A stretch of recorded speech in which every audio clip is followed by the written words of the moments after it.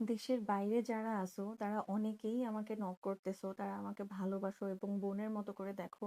এই জন্যই নক করতেছো যে হয়তো বা একটু কথা বলতে তোমাদের ভালো লাগে, কিন্তু তোমাদের মধ্যে একটা প্রবণতা দেখা যাচ্ছে যে তোমরা খুবই বেশি হতাশা বোধ করতেছো, ডিপ্রেসড হয়ে যাচ্ছো। আমি যদি একটু তোমাদেরকে মনে করাই দেই যে যখন তোমরা দেশের বাইরে যাওয়ার আগে কি বলতেছিলা, যদি যেতে না পারো তাহলে একদম মারা যাবা। আবার দেশের বাইরে যাওয়ার পরে যখন আমরা এখন এই যে সবচেয়ে বড় সমস্যাটা হয় রোজার সময়, ইফতারে যখন আমি হাতে প্লেটটা নিয়ে একা টেবিলে বসে খাই, এর থেকে বিষাদ আর হচ্ছে মানে মানুষকে ভর করে না। এর থেকে বড় কিছু, বড় কোনো দুঃখ আসলে মানুষের হয় না। একে তো দেশের বাইরে দেশের খাবার মিস করতেছি, বাবা মাকে মিস করতেছি, ভাই বোনকে মিস করতেছি, আমাদের বাসার পরিবেশটা মিস করতেছি। তার মধ্যে আবার একা শূন্য হাতে আমাকে এইভাবে একা একা অল্প কিছু খাবার দিয়ে কোনো মতে হচ্ছে পেট চালাইতে হচ্ছে এবং রোজা রাখতে হচ্ছে। অবশ্যই ইমোশনাল একটা ব্যাপার থাকবে।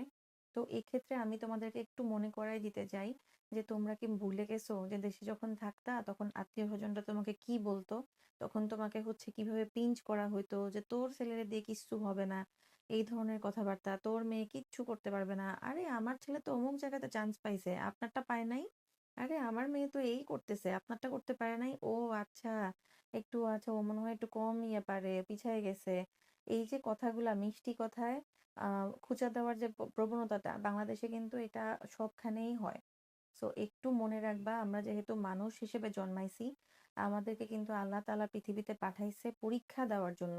হয়তোবা পরীক্ষার ধরনটা চেঞ্জ হবে, কিন্তু সব সময়ই আমাদের জীবনে দুঃখ দুর্দশা হচ্ছে পরীক্ষা হিসেবে আসবে। এবং ধৈর্য ধরে দোয়া করতে হবে, আল্লাহর কাছে বারবার চাইতে হবে, বলতে হবে যে আল্লাহ তাআলা আমার জন্য সহজ করে দাও। আল্লাহ তুমি সব জানো, আমার মুখে যা আসতেছে না সেটাও তুমি জানো, যেটা আমার মনে আছে সেটাও তুমি জানো। আমাকে চাওয়ার তৌফিক দাও, আমাকে হচ্ছে একটু ধৈর্য ধরার তৌফিক দাও, আমার জন্য সবকিছু সহজ করে দাও। একটু ধৈর্য ধরে কষ্ট করো, দেখবা কিছুদিন পরেই হচ্ছে আবার সুদিন চলে আসবে ইনশাল্লাহ। একটু ধৈর্য ধরতে হবে, এগুলো হচ্ছে এক একটা ফেজ।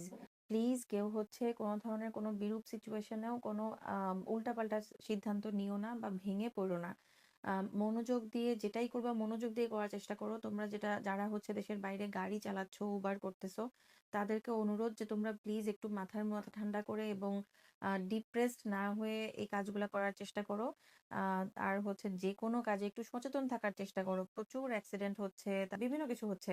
তো আমরা কিন্তু একটু যদি সচেতন থাকি, আমাদের যদি হতাশাটা একটু কম হয়, তাহলে কিন্তু আমরা এই জিনিসগুলো থেকে, এই বিপদগুলো থেকে একটু বেঁচে থাকতে পারবো। মাথায় রাখবা তোমার বাবা মা কিন্তু তোমার জন্য অপেক্ষা করতেছে।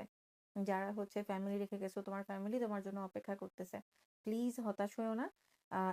এই ফেজটা কিছুদিন পরেই কেটে যাবে, দেখবা রোজা শেষ হয়ে গেলে ইনশাল্লাহ সব ঠিক হয়ে যাবে।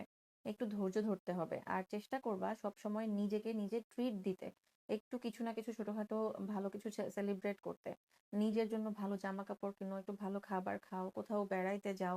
প্লিজ একটু এভাবে সচেতনভাবে চলাফেরা করো। নিজের উপর জুলুম করো না। ইনশাল্লাহ সব ঠিক হয়ে যাবে।